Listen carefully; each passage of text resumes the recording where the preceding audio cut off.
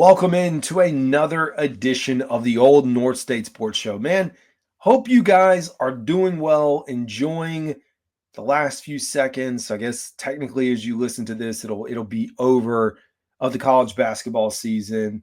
It's been a fun one. It really has. Sorry to all the Duke fans out there. I know that was miserable to have to witness. Like, do not get me wrong. But we're here today to chop it up a little bit, get you guys up to speed with, of course, your daily dose of Carolina Panthers news.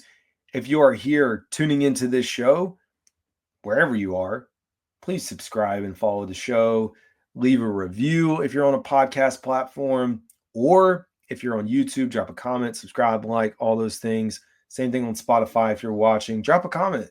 Spotify is really easy for me to get to the comments because there's not a lot of activity, unlike YouTube where hundreds of comments are in my backlog that I haven't been able to read, which I apologize. I'm going to get to them. Probably too late to get to them at this point, but we'll get it all cleaned up. But we're here to chop it up, man. First thing I will plug for you guys is the vertical live streams. And I call it vertical live streams because I'm doing it from my phone. But I am trying to now, weather permitting, schedule permitting, go live once per day for about 15 to 20 minutes just to interact with you guys a little bit more. I'm here trying to do things to interact, to be connected, to see you guys. I can't really see you guys, but for you guys to see me, and I'm trying to engage a little bit different. We've seen a decent amount of subscribers picked up through that channel. There's no timeline on when I do it or specified time. It's just in the afternoon. But you can see those videos now on the YouTube channel. Now, we got to get into a little bit of Panthers news, a few of the things that we talked about today, and I've got a separate video around this, so I'm not going to get too far into the weeds.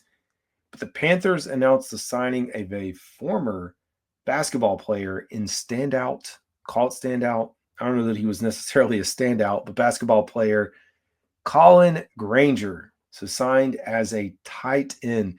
Really is an unconventional move. Former basketball player, never played college football, 6'9", 225 pounds is what he's listed at. Played football for Coastal Carolina, right down the street, Western Carolina, and Ohio, the Ohio Bobcats. So, I mean, he really has been a basketball player. That's what he's done. But we have seen basketball players who have little to no experience transitioning to the NFL at the tight end position. And it's not like this guy was just off the street. I mean, he was, but he was going through a lot of workouts. Teams were bringing him in. So the Panthers weren't the only team that were in conversation to have him here. So I think it's a smart move for the Panthers. Like, I broke this down earlier. I think a lot of times, this is just what I see. I see our fan base radicalize ideas, and they do it in one direction or the other.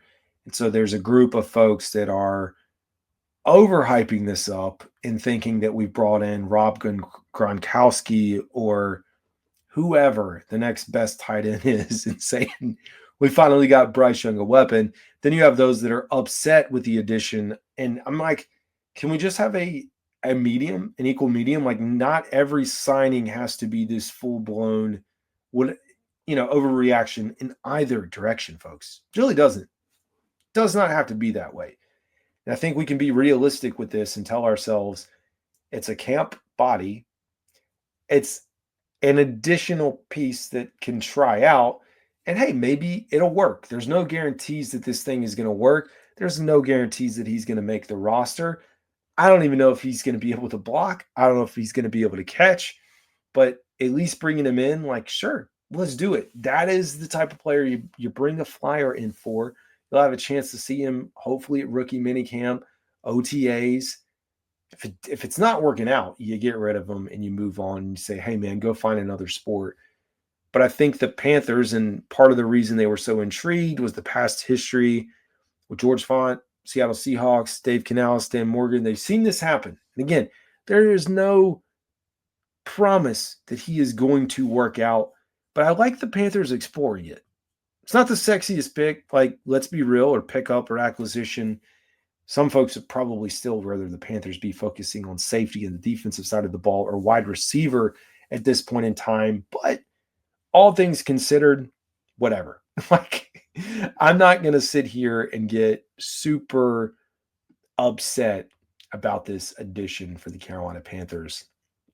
Now, speaking of additions and acquisitions and transitions, as we get there, one of the things that we've heard being reported is a change in philosophy on the preseason format for the Carolina Panthers. And what I mean by that, not format and games or anything like that, but the Charlotte Observer reporting out that the Panthers are likely to take a look at playing the starters more in the preseason this year. And I'm a big fan of that. I go back and look at last year.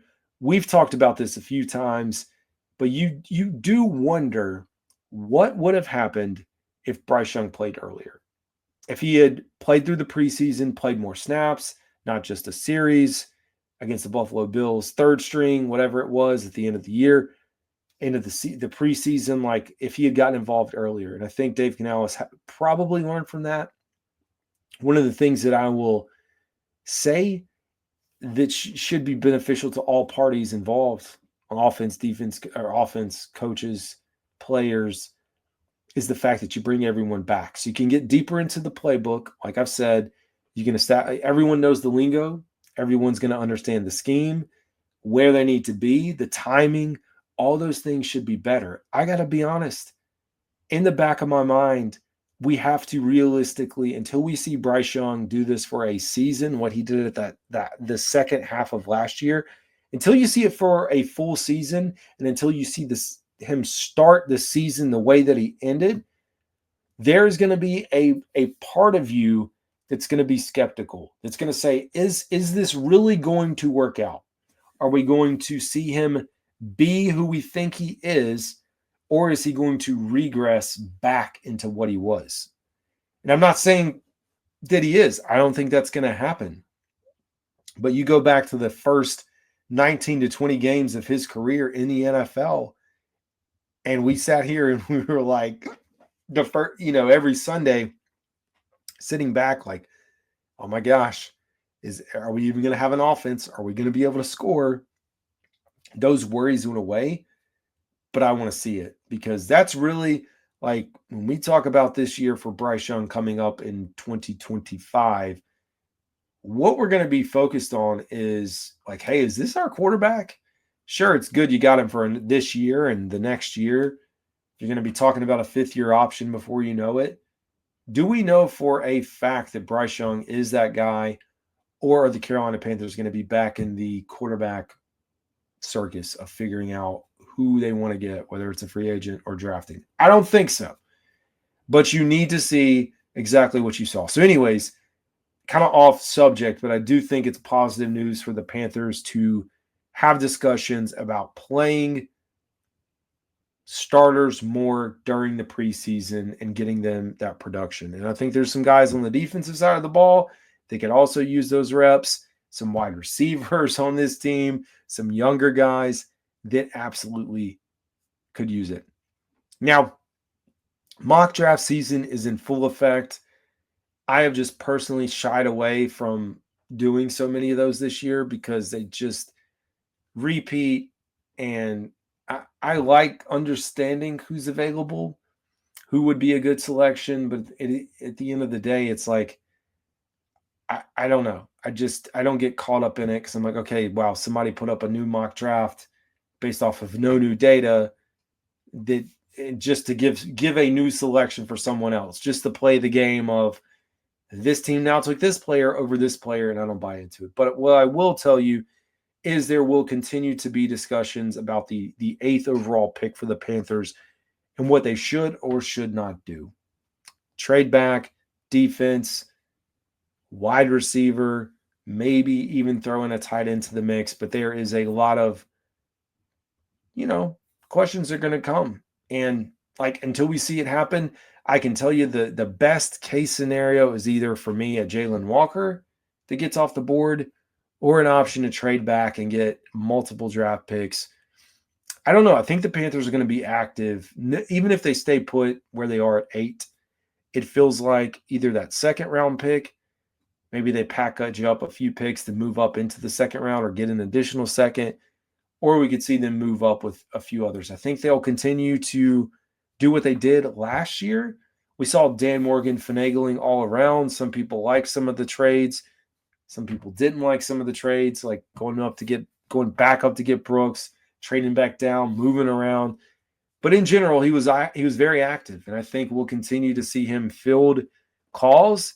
And as long as you have someone on the receiving end of that that's going to like, hey, pick up the phone, let's make an offer and get something done, go for it.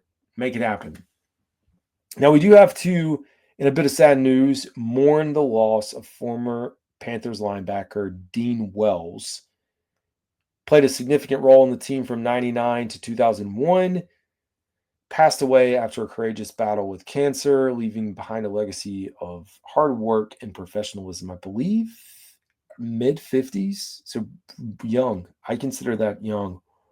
Panthers did release an official statement expressing their condolences, and numerous teammates also reached out as well.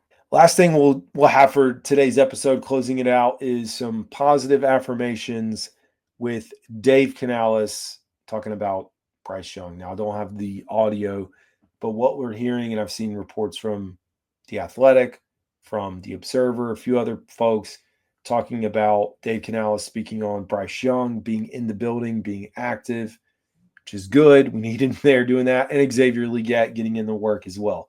We know XL needs some work. And I think he's due for a big year this season, especially if the Panthers decide not to do anything else at the wide receiver position. But at least for the time being, if you're a Panthers fan, maybe that should get you excited. But anyways, folks, that's going to do it for today's episode. This is Carolina Dad. Y'all have a good one.